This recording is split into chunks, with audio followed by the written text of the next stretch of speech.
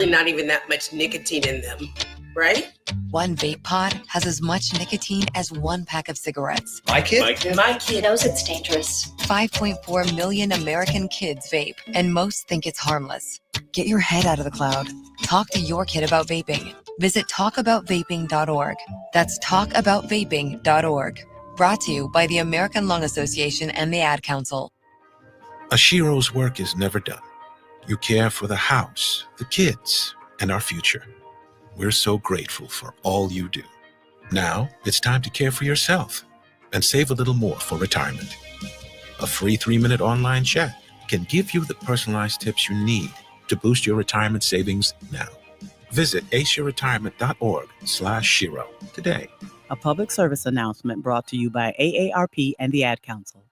Tune in every Wednesday night from 6 to 7 p.m. as Lincoln Lighthouse's Executive Director Bill Mitchner educates listeners on the history of Lighthouse, their mission, and how you can get involved in shaping today's youth into tomorrow's adults. Every Wednesday night from 6 to 7 p.m. on 93.7 The Ticket and theticketfm.com.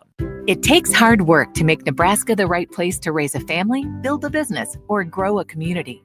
We're counting on working parents to make it happen, and they're counting on childcare professionals to have their backs. Employers and other contributors can earn up to a $100,000 tax credit for strengthening childcare in our communities and state. Learn more at nebraskachildcaretaxcredit.org. Brought to you by First 5 Nebraska and Nebraska Children and Families Foundation and aired by the Nebraska Broadcasters Association and this station. This is Lincoln's home for sports talk on the FM dial. Also online at theticketfm.com. on the internet. KNTK FM Firth, 93.7 The Ticket. Sometimes I just cannot believe all the storms we've gone through here. I can only hope that we'll be able to leave this house to you one day, baby. You're our legacy. Planning for these disasters will make sure we're safe, and is the best way to protect that legacy. Protect your legacy. Visit ready.gov/plan for the tools and tips you need to start your emergency preparedness plan today. Brought to you by FEMA and the Ad Council. Dance like a dad. It's a great way to make a moment with your kids. First, I hold my hands out like they're on a steering wheel. Then I look over my shoulder. Next, I put it in reverse. Visit fatherhood.gov. Brought to you by the U.S. Department of Health and Human Services and the Ad Council. Finally, a good reason to have a smart house. Just say, Alexa, play 93.7 The Ticket, and we'll magically start playing. How's it work? Nobody knows. Don't ask questions. This is Lincoln's home for sports talk on the FM dial. Also online at theticketfm.com. On the internet. KNTK FM Firth, 93.7 The Ticket. If you're a veteran, our nation has created a wide range of benefits to thank you for your service. But it can be difficult to navigate the process of determining eligibility, filing claims, appealing decisions, and securing the benefits you've earned. Speak to your County Veteran Service Officer or the Nebraska Department of Veterans Affairs State Service Office to see what's available to you and your family. These services are 100% free. So visit veterans.nebraska.gov today. Sponsored by the Nebraska Department of Veterans Affairs, aired with the Nebraska Broadcasters Association and this station. Finally, a good reason to have a smart house. Just say, Alexa, play 93.7 The Ticket, and we'll magically start playing. How's it work? Nobody knows. Don't ask questions. Coming at you live from the heart of Lincoln, America. This is What's Brewing with Chancellor Brewington on 93.7 The Ticket and theticketfm.com. Here is your host, Chancellor Brewington, powered by the Teammates Mentoring Program. All right, welcome back into Ticket Weeknights. Harrison Arns on the ones and twos as always. We got Chancellor Brewington joining us on the Allo VIP line where they understand the importance of exceptional service with a local heart. If you guys can still hear us loud and clear, feel free to join in. 402-464-5685. That is the Starter Heyman text line. And be sure, if you're driving, drive safe. If you don't, honestly, if you don't have to drive, don't, as I do believe the roads look pretty slick out there. But nonetheless, let's go ahead and bring him in. Chancellor Brewington, how's it going on Tuesday night here on a really weird weather day? Yeah, I'm doing good. I'm still not in Lincoln, but I'm in Texas, and it's strange out here too. It's really, really strong winds. Had some weird sounds. Sounded like the world was going to end last night with the wind. I saw a school in Texas, the entire tin roof came flying off with those winds you're talking about. Yeah, the winds were crazy. We were driving through a neighborhood, and there was trampolines like over the fence. Like the trampolines blew over the fence into the street, and it was pretty crazy. But I got a FaceTime call from a buddy in Lincoln, and he was showing me there's a mini blizzard or a big blizzard. I couldn't really tell, but it looked like there's something crazy going on. What's going on out there? It's more of the same, right? So we got that same wind that you got. I think tonight we're looking at about 70 mile an hour gusts, which not great. Not great when the roads are a little bit slick on top of that. But yeah, it's just been weird. Today started at 59 degrees was the high. Got colder. We got a good rain, and then that rain turned into sleet, and that sleet turned into snow. Now it's kind of stopped. I'm going to knock on wood. But still just really windy. Wind is the biggest thing, and I think it might snow a little bit more tonight, but it doesn't get any better up north, to just give you the hard truth here. It's not great up here either. It's almost like I time my trips perfectly. You really do. Get out of here. Because you missed the cold week as well. You missed the week where we're sitting here in negative 30 all week. Yeah, I missed it. And then I came back and it was like 60 and sunny. I was like, man. All right, you need to come back. Come back, bring the warm weather with you, because maybe that's what's going on here. I'll come back, man. But nah, man, I'm good. I hope everyone listening is doing good. I hope you're doing good, of course, Harrison. I hope everyone is driving safe. If they're listening on the airways or they're, listening tomorrow or live right now. But yeah, I mean, what's new in the sports world, Harrison? I've been moving furniture all day. That is one of the worst things to do in life is moving furniture. So credit to you for doing that. Right now, what's currently going on, we do have Husker Hoops, and shout out Austin Orman, Eric Strickland. Those guys will join you as soon as the clock hits 0. Me and Brewington will keep you company, most likely up until 10 o'clock, unless it goes into overtime. Maybe it bleeds over a little bit, but that will take place. And right now it's 39-45. Nebraska's down, but they have made their last 4 field goal attempts. Go ahead and call it the clash of the bubble teams. These two teams desperately need this win with only 2 games left in the regular season for each of them, counting this game in itself. And, if you're Nebraska, you got them at home the first time. Just be a big thing to get them again on the road here. Again, next game's Iowa. 2 games you absolutely need, so you're not just completely leaning on that Big Ten tournament play. Outside of that, you got Devontae Adams. He is not being picked up by the New York Jets. A little bit surprised there. Just some other NFL news. Where do you want to go? I mean, it's kind of in that point of the sports world where you can just kind of point in direction because nothing's really mainstream right now other than college hoops. Okay, let's go here. We didn't talk. We were supposed to wrap on this last night, but we didn't get to it. Shedeur Sanders has been criticized for his, how can I say this, his etiquette during his combine interviews and media interviews. Supposedly, right, the team interviews, we don't really know what that, but the media interviews everyone can hear those, right? Those are live televised. We don't have really access to the team ones, but people have criticized just his, I would say, demeanor overall. The way he lackadaisicalness, some people call it arrogance, confidence, whatever. And I have an interesting take. I would love to hear yours. I would love to hear the listeners too. I'll start with this. Deion Sanders, first of all, is one of the best, if not the best, football player of all time. You can make an argument he's the best football player of all time. Somewhere in there you can make it, right? And so his son, obviously, Shedeur, is a very talented player. And so he's going to get luxuries that nobody that I can think off the top of my head in a draft class has ever had. I can't really think of one. I don't know if you can, Harrison. I'm sorry, say that again. A luxury. I would say he's the only player we've ever seen that has these type of luxuries in a draft class.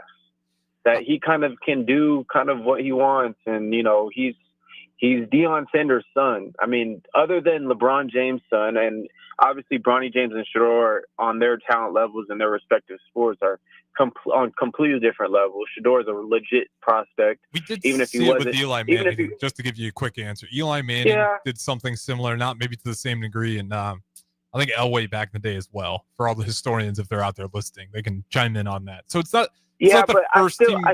Go ahead. Yeah, I still think the Deion. I still think Deion, not only his stardom with football, but his overall just like celebrity stardom. Like the kid's one of the more famous prospects we've seen, right? Yeah. And so with social media, then he's definitely the most. If we're going in that direction, just in terms of fame, social media has just completely changed that dynamic. Yeah, and so that being said, he just whether you like it or not, and most people probably don't like it. He's gonna have luxuries. He's gonna have different advantages. He's gonna be looked at differently. He's gonna be able to get away with a little bit more things. I mean, and I think about this. I mean, just being a black quarterback. I mean, everyone has come out and said that there's different expectations for being a black quarterback. And back in 5 years ago, the statistics were much different, or I would say 10 years ago were much different than what is now. I mean, back then you had like Cam Newton, Russell Wilson, right? Mm-hmm. But now it's like you have plethora of black quarterbacks that are playing really, really, really good football, winning MVPs, taking teams to the Super Bowl, all these different things, right? And so you could also factor in, it's not a scarcity position anymore. And the stigma behind it isn't what it used to be, or maybe you don't believe that, or not you, but the proverbial they don't believe that. But yeah, I think just the overall landscape of it, man, is that he can go in there with his chains on and his hat backwards and to the side and be calm, cool, and collect and put on the smile, answer the questions with different type of like charisma and not be all proper as you see most people be. And Cam Ward is similar in that way, but Shador is a star, man. Like he brings stardom to the same presence that his dad had, in a way, of course. He brings that, and I think I personally think it's kind of cool. I could see how some people say, man, it's it's arrogant and how can you act like that, whatever. But I think it's a very unique situation. If I guarantee if one of us was Deion Sanders' son and grew up the same way in the same type of lifestyle, we would probably be just like him, right? So it's an interesting dynamic, but that's my 2 cents.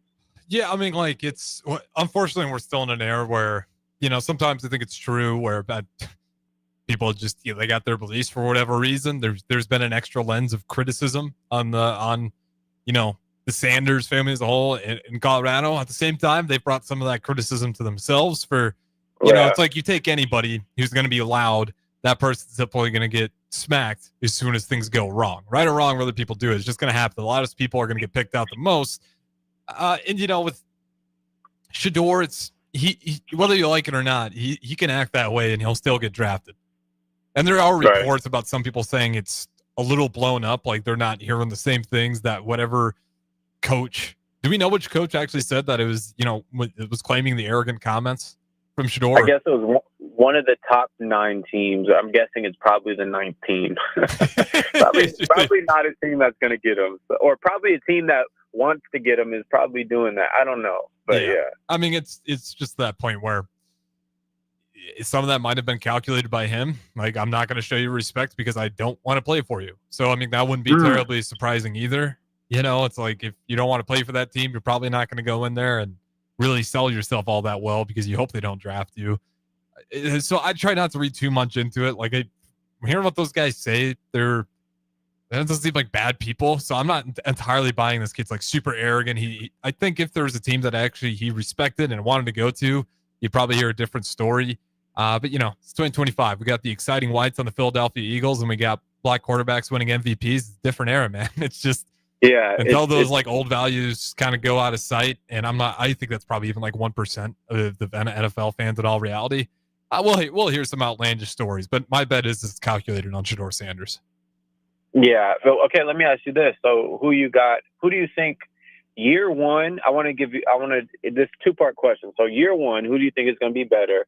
Once I give the names, of course. And then overall career. Who do you think is going to have the overall better career? This is obviously way too early, but Cam Ward or Shedeur Sanders? I'm really back and forth on all this. I think the first time I answered, I said Shedeur. I'm actually going to change my tune a little bit after watching some more, just like the Cam Ward draft stock, there's draft profile. I think Cam Ward might be the better pick. It's just what he can do with his arm talent is insane. And he could put that thing on an absolute rope. I don't, and this is where it's really close. Like, it's not by a lot because Shedeur had less yards, but he actually had a higher completion percentage, and you could also argue that he had the worst offensive line and the worst running game tagged along with him. So there's a lot more pressure on him, but he also had one of the best wide receivers in college football and arguably the past 5 years in Travis Hunter. Where are you with that? Stop that. Travis Hunter's unreal. Stop. Did you just say he's one of the best receivers in the past 5 years? Yeah, I think it's fair to put him up there. Stop. I didn't say the best. One of the best is... You stop this right now. Marvin Harrison Jr. was better than him. Yeah. Romeo Dunze was better than him last year. Okay. I would have to get the exact stats, but like he's an insane talent on the wide. And if he only played wide receiver, who knows what those numbers would look like. Travis Hunter's an unreal talent. Love him or hate him. This guy is because he had four. He had Jimmy Horn, LeJontay Western, and what's his name? Brian Shepard.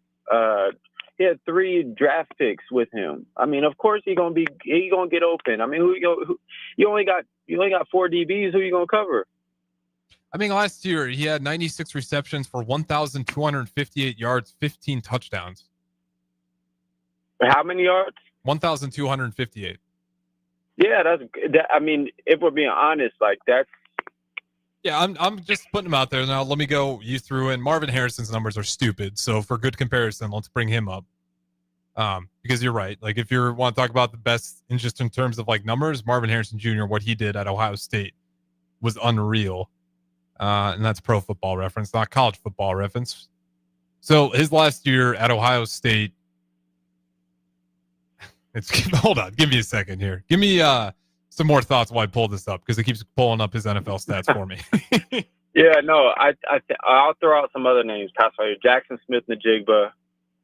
I mean, I'll even say Jordan Addison. While he was at Pitt, I mean, Blinkoff winner, insane. So Marvin Harrison Jr., the guy that who was clear and ahead way better, actually had less receiving yards. But he also had way less receptions. So 67 receptions for 1,211 yards, and he had 14 touchdowns on the year, just one shy of Travis Hunter. But again, Travis Hunter had much more targets. I just don't think it's outlandish to say Travis Hunter is one of the best wide receivers we've seen in the past 5 years. That's not a crazy statement. No, that is insane. That's crazy. All right, man. Let's just move on. I don't know where the disconnect is on that one. So he's better than Garrett Wilson, Chris Olave, and Jameson Winston and Drake London? Where are you getting the better from? One of the best. You put him in a group. I'm not ranking these guys. You just can't deny that he is not one of the better wide receivers to run through college football.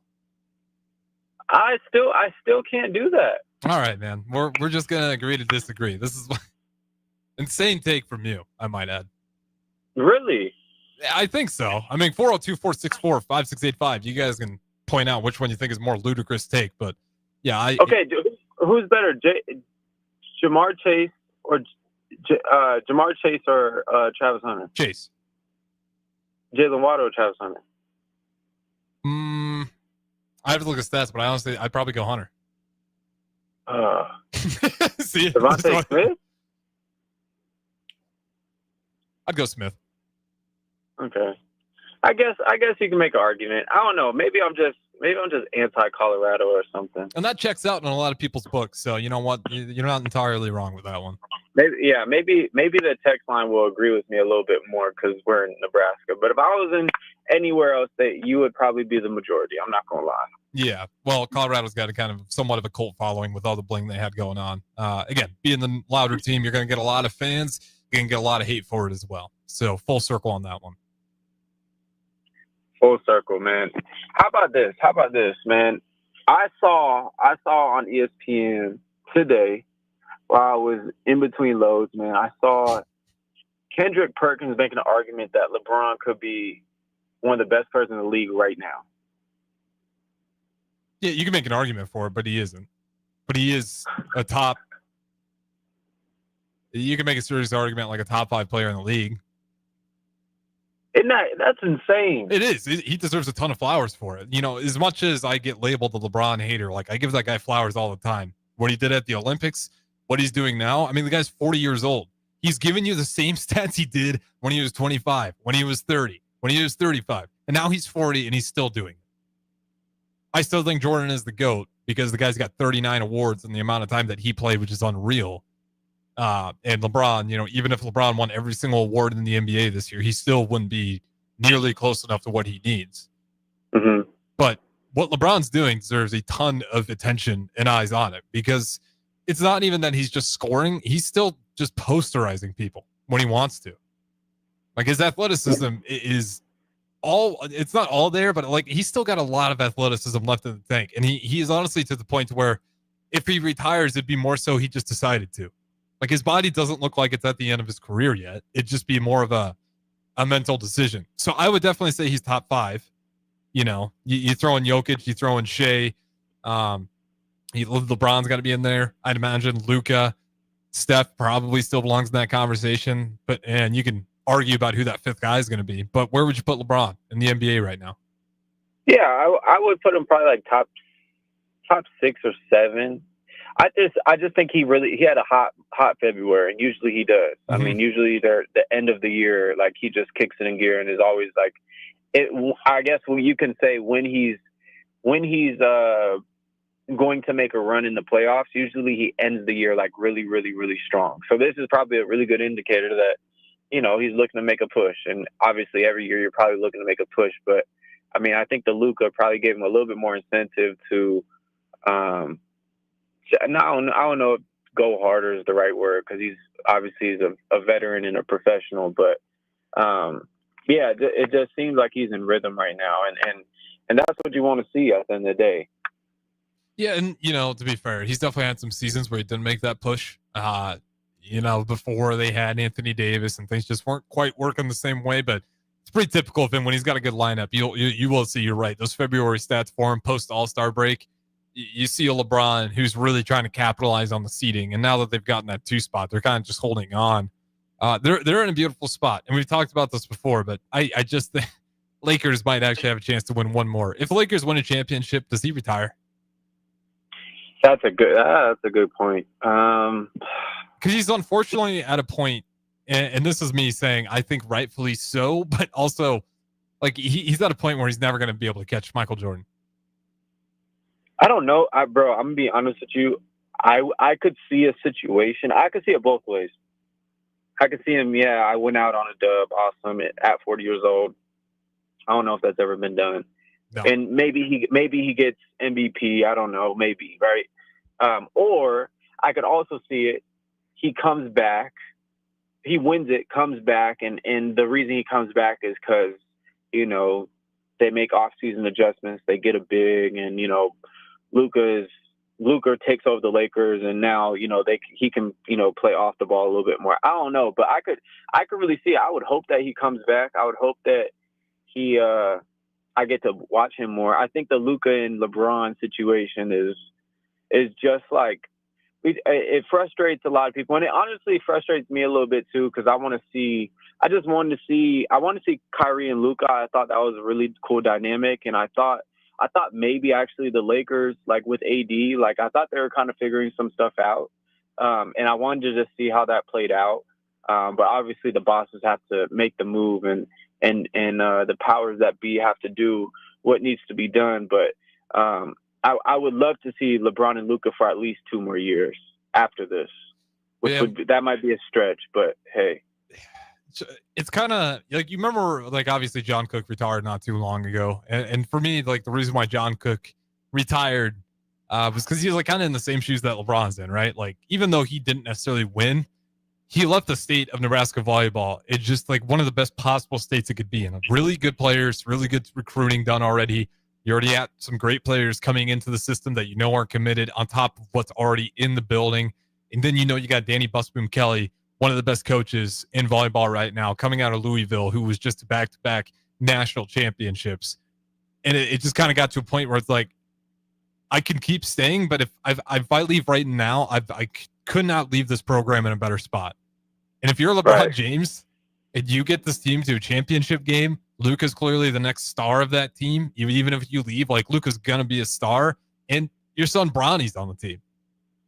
And you got all these accolades. And to my point, like, even if you win the championship, I still think people are going to push against him being the GOAT. You're going to have a lot of the younger generation certainly agree with that, but you're going to have the old heads, you know, me involved in that group, still saying what Michael Jordan did in that smaller time window is what makes it so impressive. The longevity of LeBron James is an award all in itself, but to me, it's never enough to sway the conversation. So if you're LeBron James, it's like, well, what else could you possibly do in the league? Like, you're already proving to everyone that you're doing something that's never been done before already at the age of 40. What's next? To do it at 41 just to keep doing it? Or, you know, you move on to that next step. I know he's got, seems like a lot of interest in getting some ownership of an NBA team, similar to what Michael Jordan did. I just don't know what else would be left for him to check the list, especially if they win another championship. Unless he's going for what, you know, Michael Jordan had and trying to match him title for title. Yeah, I think he's obviously we're talking about a very highly ambitious individual. I mean, definitely doesn't, I would assume, just based on watching him and hearing interviews, that he wants to get obviously, I know he wants to go out on his own terms, just as every athlete would always want to, is they go out when they say they want to be done, not when an injury happens or they get cut or, you know, the whole 9 yards. But I do believe that if there's a sliver of this could happen again next year after they win if they win a championship, I should say, if they win a championship and there's a sliver of like, man, like, we're upgrading some pieces, they retain Austin Reeves, you know, maybe Rui Hachimura has a really good playoff and you get some pieces for him in the off season, like, and you start adding some pieces in and you build like a real championship roster. Cause to be honest, right now, like, of course you have two of the top 5 players, but as far as like real roster building, there's a lot of holes. And I think a lot of people would agree. I think Rob Pelinka still did a great job with the timetable he was given and made some things happen. And I think some guys are just making shots right now, to be honest. If Rui Hachimura wasn't making shots and Austin Reeves wasn't making shots, it would be tough to win games with just LeBron and Luka. But obviously LeBron and Luka are putting guys in situations to win and to make baskets and stuff. So I think after this year, if they were to get some pieces, even if they don't win the championship and they go deep in the playoffs and, you know, they get some pieces, I think that might even be more attractive to Bron to come back another year. I don't know. Yeah, I mean, we'll never fully know, right? We're not inside his head. Just, you know, it seems like a long shot to me. He's got to be close. Maybe I'm wrong. Maybe he does got some more years under his belt. And, you know, if the Lakers fix that roster, I know they got the whole awkward Dalton Connect situation after get rid of him, and then that one gets rescinded. And you're like, oh, welcome back. We always wanted you here. We always thought you were a great player. So they definitely got some pieces they want to move around because one of them got rescinded that they were trying to move around. But, you know, it also comes back to you're in the West. Like, even if you tool up a little bit, OKC just keeps getting better. The Rockets just keep getting better. And again, it kind of goes back to what I think the mindset of is like, not only is he leaving the Lakers in a good spot by freeing up his, you know, cap, these other teams are getting really, really good in the West. And it's just super hard to guarantee any sort of dynasty in that Western Conference. Like during that Warriors run, they were so unreal, but there was also a little bit of fall off from teams like the Spurs, teams like the Mavericks, teams like even the Lakers, who used to be those teams that constantly battle on it. And then, you know, LeBron in the East just to walk through the park because a lot of those teams in the East, like there wasn't the Boston Celtics as good as they were. And being real, that's still kind of where it ends today. I think you put a LeBron James team outside of the Boston Celtics, he's going to typically dominate through that East. But just being in that Western Conference, like if he can manage a way to pull one after what is a loaded West this year, that's a hell of a crown jewel to put on that crown before you go ahead and hang the cape up. So that's kind of where I'm at. We will have to wait and see. LeBron James is the ultimate enigma. I never know what that guy's thinking and how long he's going to keep playing. But I will say this. I am at this point, and I suggest everyone who's a LeBron denier just to do it. Just enjoy his game. There's not a lot of it left. And it's kind of the same thing that a lot of Kobe Bryant haters had to go through. And luckily, I was a guy that always loved Kobe Bryant. But I saw a lot of people, especially towards the end, being like, as much as I hated this guy, it was almost really fun to root against this guy. And LeBron James has that same factor, especially if you're a Toronto Raptors fan. Like that guy, I mean, they called it LeBronto for the longest time. You got a lot of nightmares of LeBron James just taking your playoff hopes away. So with that being said, I think it's a good spot to throw it to break. A lot of LeBron James talk, but who knows how long that guy's got left to play. And it's a good note to just enjoy his career for as long as it may last. We'll throw it to break. Don't go anywhere. And a quick score update, 55-63. Huskers currently down with about 12 minutes left to go in the second half. Don't go anywhere. 2 more segments. What's brewing with Chancellor Brewington? It takes hard work to make Nebraska the right place to raise a family, build a business, or grow a community. We're counting on working parents to make it happen, and they're counting on childcare professionals to have their backs. Employers and other contributors can earn up to $100,000 tax credit for strengthening childcare in our communities and state. Learn more at nebraskachildcaretaxcredit.org. Brought to you by First 5 Nebraska and Nebraska Children and Families Foundation and aired by the Nebraska Broadcasters Association and this station. Did you know that AmeriCorps programs improve lives, strengthen communities, and foster civic engagement in Nebraska? For example, members serving with AmeriCorps programs like Partnership for Kids provide kids with the support they need to succeed in school and prepare for their dream career. Discover more about AmeriCorps programs making a difference in your community at serve.nebraska.gov. Paid for by Serve Nebraska, aired by the Nebraska Broadcasters Association and this station. There's no better way to spark a child's imagination than to get lost in the adventure of a good book. I'm Jenny Benson, president of NSEA. Working together, parents and teachers can help every child succeed. You can help by reading to your child and let your child read to you. Encourage reading in your home and make it a priority. Make reading fun and a time that you and your child look forward to spending together. Sponsored by the Nebraska State Education Association, aired by the Nebraska Broadcasters Association and this station.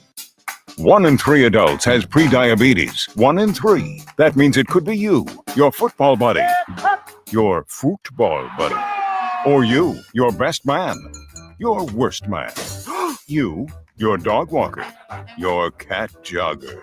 While 1 in 3 adults has prediabetes, with early diagnosis, prediabetes can be reversed. Take the risk test at doihaveprediabetes.org. That's doihaveprediabetes.org. Wait, did they just say 1 in 3 adults has prediabetes? That's 33.33333% of adults. That means it could be me, my boss, or my boss's boss, or me, my favorite sister, or my other sister. That's 7 members of my 21-person romantic book club. Wait, the 1 in 3 could be me, my karaoke partner Carol, or my karaoke enemy Jeff. I'm going to take the risk test at doihaveprediabetes.org. Brought to you by the Ad Council and its Prediabetes Awareness Partners. Hey, it's me, your cell phone. We need to talk about something serious. I know you love me. I know you like using me wherever you are, but I feel like this isn't working out when you're driving. I know you may think that it's possible to focus both on me and the road, but I just don't feel the same way. I think we should spend time away from each other when you're driving. It's for the best.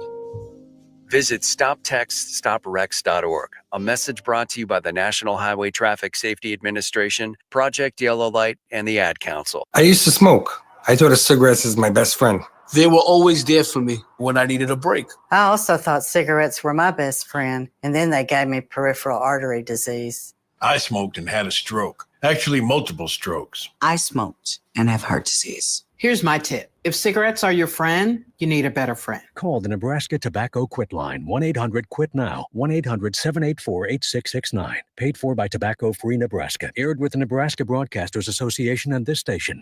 Have you been injured in an accident and don't know where to turn? Do you need a lawyer you can trust to handle your case with professionalism and compassion? The attorneys at Liberty Law Group understand that a call to an attorney is a call for help. If you've been injured, we want to help you. Liberty Law's experienced attorneys are committed to the pursuit of justice for those injured. Contact us for a free consultation by calling 877-42-LIBERTY. Call Liberty Law and find out how we can help you get the compensation you deserve. Call 877-42-LIBERTY. Liberty Law Group, trial attorneys you can trust.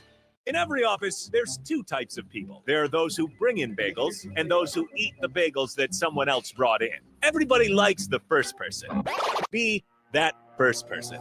Weekday mornings at 7:30, you have a chance to win a business box of bagels from Bagels & Joe. All you have to do is shut up, Sipple. 2 questions for you, 2 for Sip. Win, and the bagels are yours. Lose, well, you don't want to lose. You lost Monday, you lost Wednesday, you're a loser. Shut up, Sipple. Weekday mornings at 7:30, brought to you by Bagels & Joe. Hi, Sean Callahan here of HuskerOnline.com, inviting you to join us here on 93.7 The Ticket. Every Saturday morning now in our new time, we're on from 8 to 9 with the weekly Husker Online radio show. We'll give you the latest in recruiting. We'll talk about what's going on with both football, basketball, and we'll probably share a few stories from the inside. It's every Saturday morning right here on 93.7 The Ticket. It's the Husker Online radio show from 8 to 9 a.m.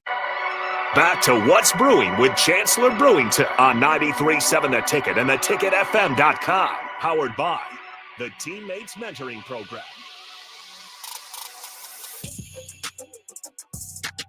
All right, welcome back in segment number 2. Shout out to everybody listening, and be careful for everybody listening and driving. It looks like a icy slip and slide out there right now, so just be careful. 402-464-5685. That is the Starter Haven text line. As always, 60-66 is the score between Ohio State and Nebraska. Again, Nebraska men's basketball on the road, 9 minutes, 30 seconds left to go, roughly. Again, down by 6.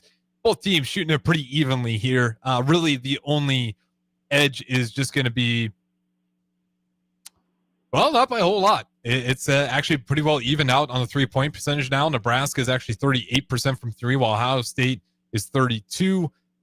You got free throw discrepancy, pretty similar. Turnovers, though, Nebraska does have 9 to Ohio State 6. So there's still plenty of time left. They're down by 6, though. That being said, Chancellor Brewington, the host, as always. Where do you want to go? Segment number 2 here with about 10 minutes left.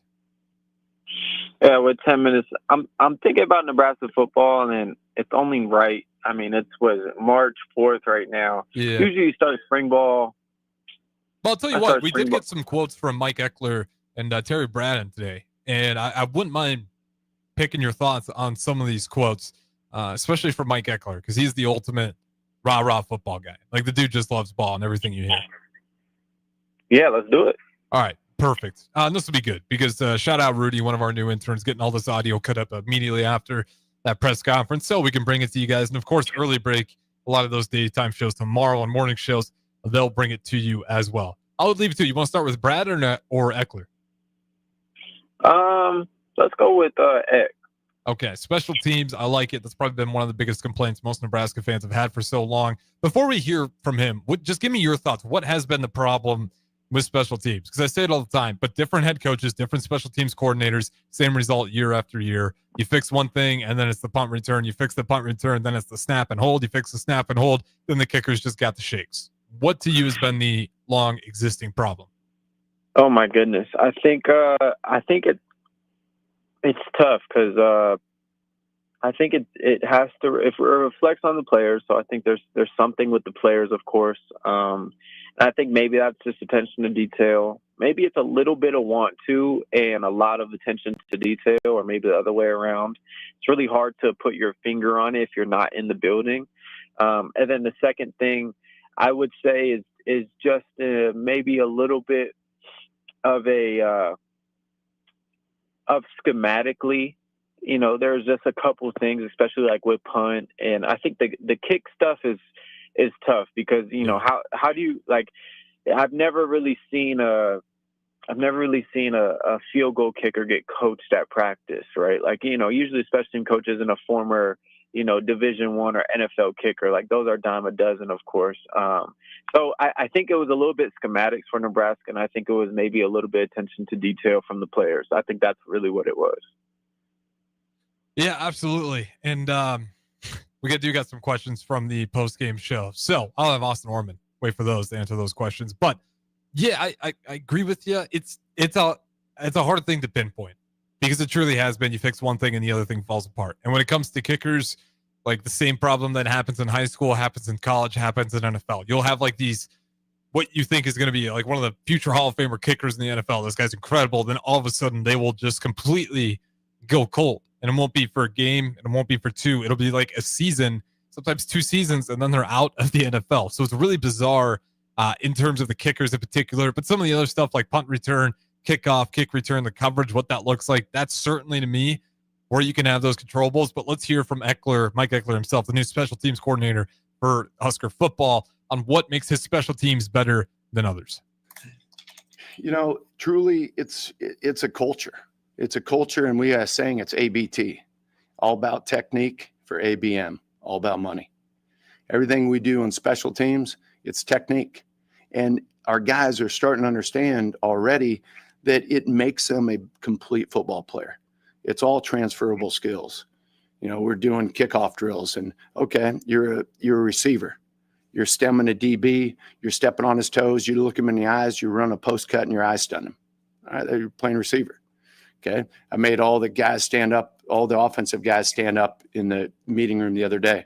I said, fellas, guess what? Congratulations. You guys now are playing defense. We're going kickoff cover.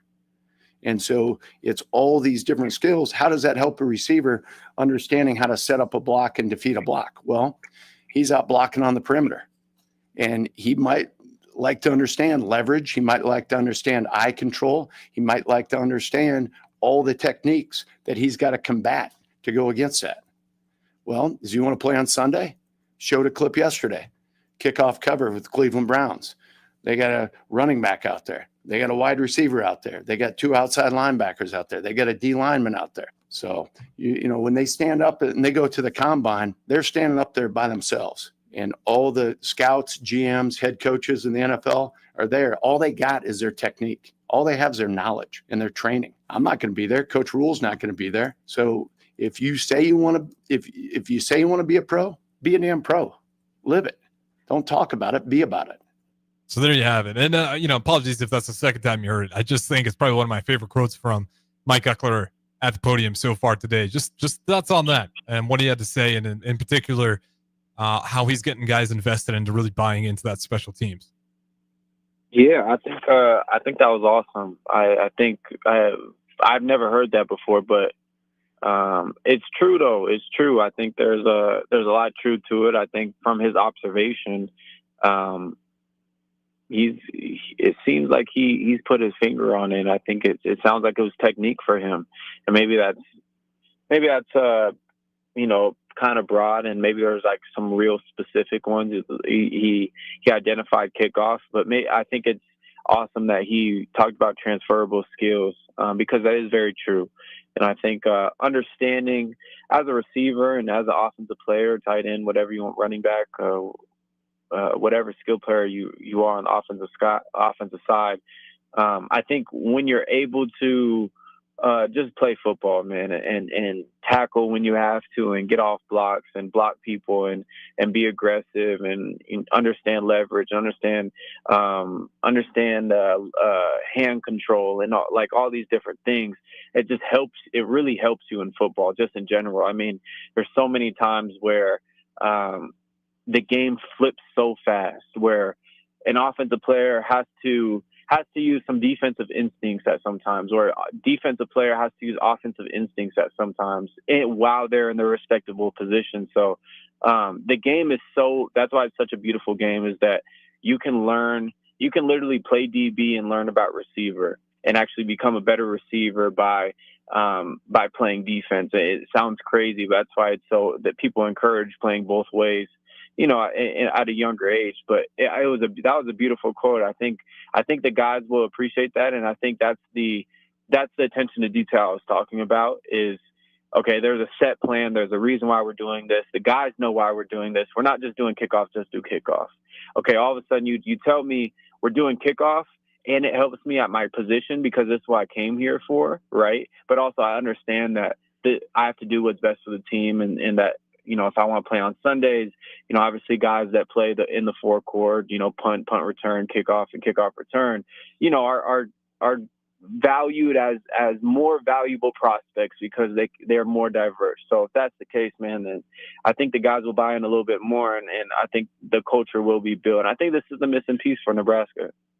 I think it's certainly a guy that just, I don't know what to call it. Like, it factor sounds so cheesy, but he's got a fire with him and kind of passion that you need if you're going to coach the side of the ball that is special teams, because it's easily the hardest group to really get fired up, to be excited to go out there. Like, unless you're punt returner, kick returner, or the kicker, or the field goal kicker, like it's a lot of those other guys kind of got to sell them into why it's important. But I just like the idea of really letting those guys know, especially if you're Travis Hunter, unless you're playing punt return, like you're probably not going to get asked to go out there and be on special teams. But for a lot of those guys who are not going to be high up there on draft day, who are kind of fringe draft prospects already, if you have some tape on you that you know how to play special teams, that you can be an asset on those areas of the field, that might move the needle just enough to get you selected, or at least give you a tryout, 2-week when you get to those off-season stuff, because you have some extra tangibles that might just set you ahead of those other guys. Because when you get deep into that draft,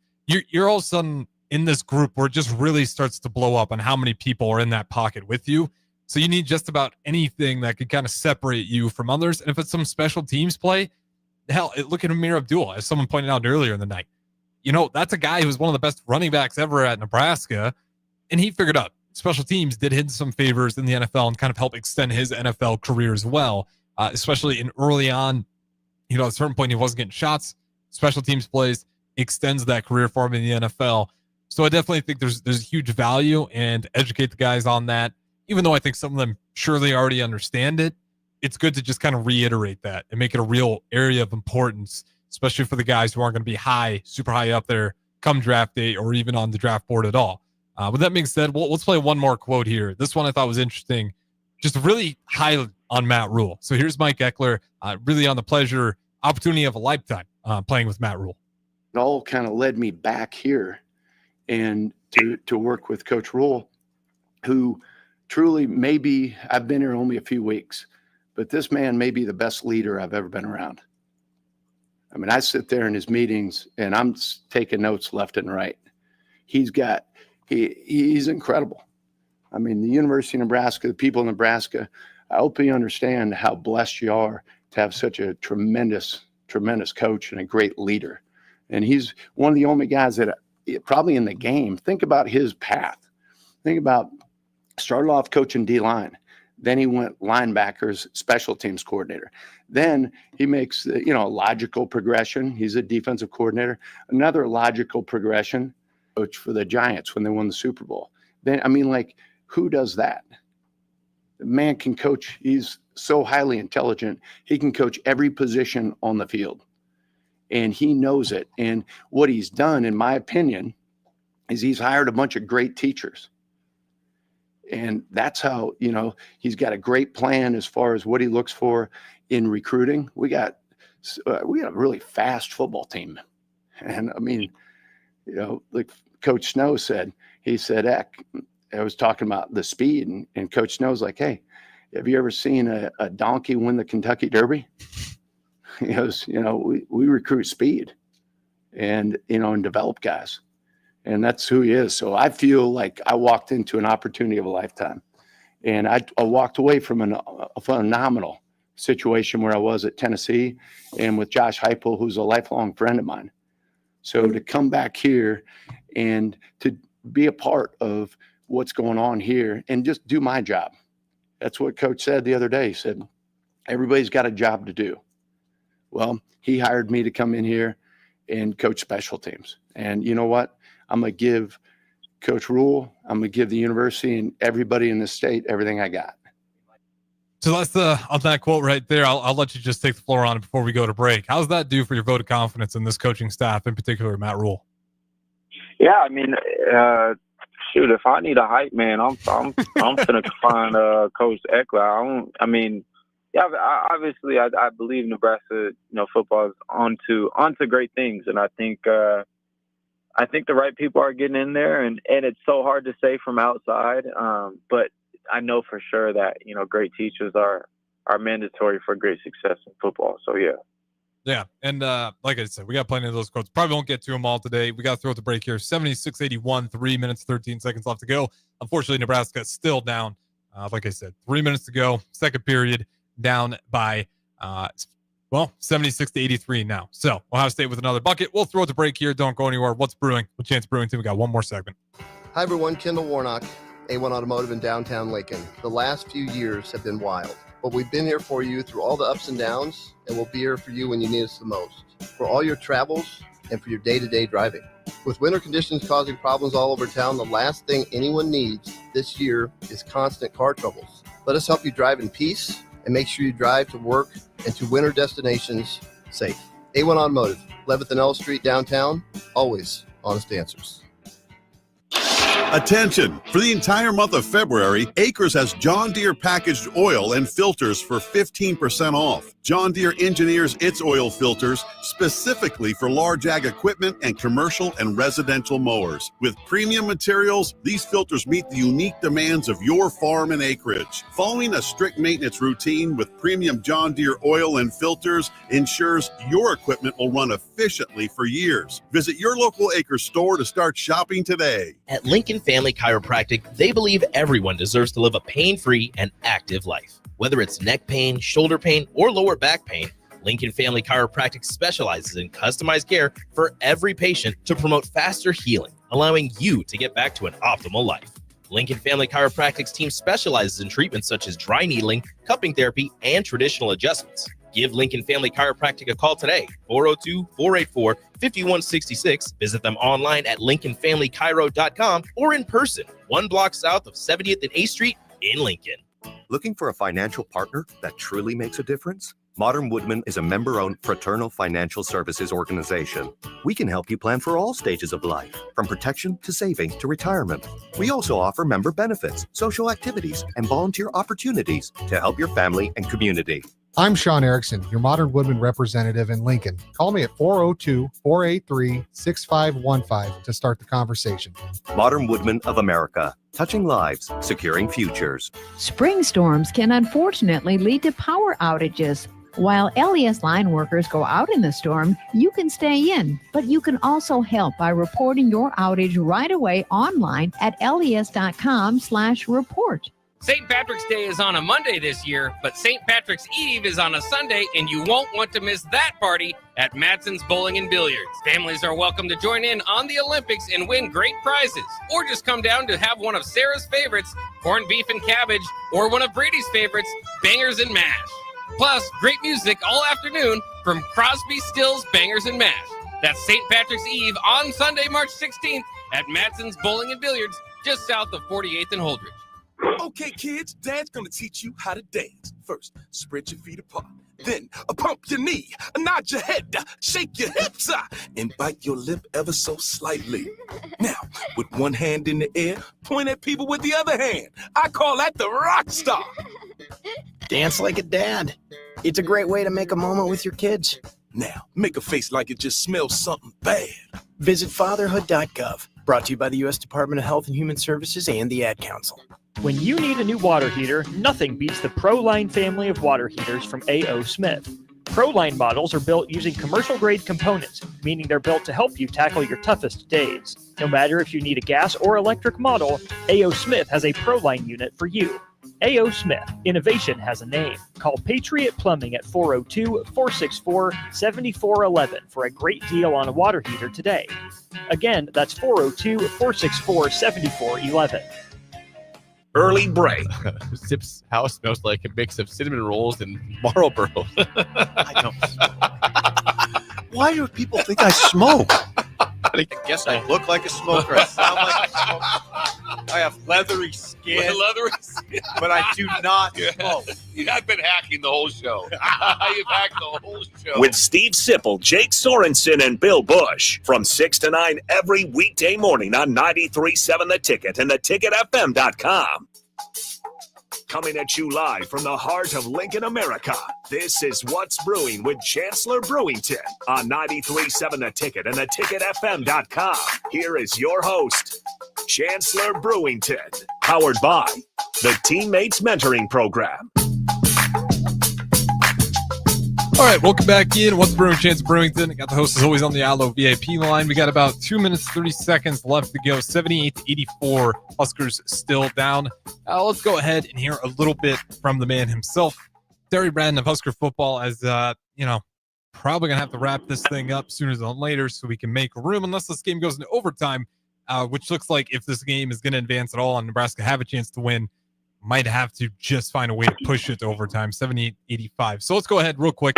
Let's hear from Braden himself, and just in particular, coaching his first college game at Arrowhead Stadium. I think that's just kind of a cool comment. You imagine Cincinnati next year. It's going to be a neutral site in Arrowhead Stadium, Kansas City's home field. And that's also the spot where Terry Braden just came from, Kansas City Chiefs. So here's Terry Braden on that and that opportunity to coach his first home game, or to coach his first game as a Husker back at Arrowhead Stadium. Well, that's a great question. I'm trying to think about tomorrow, not the first game, but I knew somebody intel there at the Chiefs told me, and I was really excited, and I told my wife. So, man, it's just a blessing to be there for 8 years. Most people not at an organization for 8 years, and going back where I was there in the booth on the field, watching these guys win AFC championships. I think I've been at 5 AFC championships. I done won 3 Super Bowls, so I've been blessed. So to go back for my first game, and for the young man in my room to give them a story, hopefully get some players to come from the Chiefs to let them know that they can make it, I think is very important. It's a special moment. So I kind of want to slide that in there for the very first one, just because you get a little bit of this guy's resume on top of it, right? He tells you 8 years with the Chiefs. He talks about all the conference championships and Super Bowls even that he's been a part of, and also that opportunity to show some of the guys, have some of those Chiefs players who he knows very well at this point, and have them kind of meet some of the Husker players and let them know that dreams are reality and that Braden is a good coach. Thoughts on that, Brewington? Maybe I lost you. Oh, my bad. I didn't know if you were going to play another clip. No, I think that's awesome. I think I know for sure that it adds in a different factor. I remember when Coach Beckton, he would always, talk about coaching Brendan Marshall and Gabe Davis and all these guys from UCF. It just adds in a different factor, and then all of a sudden you're in the room, and all of a sudden, he FaceTimes one of the guys in the league, and it's just like a different whatever, and maybe adds in some coaching points, and so it's always encouraging. I think just understanding that, first of all, a guy who coached in the league or coach guys that went to the league or help guys develop to their fullest potential is always intriguing as a player, and it's exciting, and it brings hope, and it allows the player to see more possibilities of like what's really out there and what's for the guys, if they put their all into it and all that good stuff. Absolutely. And I'll ask you this, and then it'll set up the next audio clip I want to pull up here. Like, when it comes to winning, is that something that you just have to do enough for it to be fully understood, or can it be taught? How does that happen? Teams that seem to know how to close out games. There's always that stat of that, in particular in basketball, you see it a lot, but even football, quote unquote, clutch performance stats. Like, when the game is close, how do you guys normally land? On your face or on your feet? Unfortunately for Nebraska, we've been landing on our face a lot. What are your thoughts on that? Is it something that you just have to win enough to understand that consistency on how to close out close games? What does that look like? I'm gonna be honest with you. I didn't win at Nebraska, so if you're talking from a Nebraska point of view, I wouldn't know. But I think from an overall general standpoint, being on winning teams, being on losing teams, I think it stems from the top. I think it's based on the foundation that's laid. I think it's carried out by the leaders, passed down to the the overall landscape of the team. And I think there's a commitment to excellence and a commitment to greatness throughout the facility, not only players and not only coaches, but athletic trainers and nutritionists and people, water boys, water girls. Everybody is committed to it, and everyone knows the expectations, and there's no lackadaisicalness. You can see it in winter workouts. You can see it in mat drills. You can see it in everything. So I would say the winningest programs I've been around and been on is those that have that commitment, no matter what they're doing. Yeah, and even at the lowest levels, like in high school football is always the thing I noticed. We weren't necessarily knocking out national championships, but the team I was on was pretty good. And the one thing I always noticed is, like, There's just a culture. You understood it pretty obviously right away. Like, there is a culture on this team, and it's not one that can be taken lightly. And that kind of comes from the leadership that's been built up over years. And maybe that's why it's been so hard for Nebraska, is trying to re-identify what that culture was. But let's hear from Braden himself on what he's learned as a winning coach being with the Kansas City Chiefs. That's a great question. 8 years ago, I was sitting at the Pro Bowl, didn't know nobody. And I had an awesome opportunity to talk to Emmett Thomas, Hall of Famer for the Chiefs. And him and Coach Reed taught me this business is all about people. You know, you can put up cover two, you can talk about pass rush, but you got to have good people around you to be successful. And I think being at the Chiefs is what I really learned about a successful organization. It's all about people at the end of the day. I hope I answered your question. So there you go. Again, just kind of all about the people. So I think to your point, it's that leadership. You got to identify who the leaders are in the room are, and do you have enough leaders in the room? Whether it's by example, whether it's by vocally, that's just kind of the way it's been. You see a lot of those great teams, they have those strong leaders at the coaching position as well as at the player level. Like, again, with Colorado, like him or hate him, there's multiple moments in the year where you can say whatever you want, but Shedeur Sanders, Travis Hunter, almost barking at each other, demanding better out of themselves. And they had some really incredible moments to close out those games because leadership led through. As enough to go ahead and pull them out with the win. 85-87 in this Nebraska basketball game. I just got the score. 85-88. About a minute left to go here. Chancellor Brewington, I'm going to ask you one more question, and then likely we're going to have to throw it to break here to give room for the post-game show. Knocking on wood, unless we're lucky and Nebraska can find a way to push this thing in overtime or even win it. Way too early, but just looking at it, out of the things we heard from these coaches, which coach right now gets you really excited? Not that this is the only good hire, but which coach right now feels like kind of a slam dunk hire for Rule and company? Yeah, I think I'll go with I believe his name Eckler. Yeah, Mike Eckler. Yeah, I'll go with him for special teams. I think that would be the biggest. And I think if I was to go 1A, 1B, I would say the D-line coach from the Chiefs. I think those two, for me, are needed positions. You lose Coach Knighton. That was a unifying group.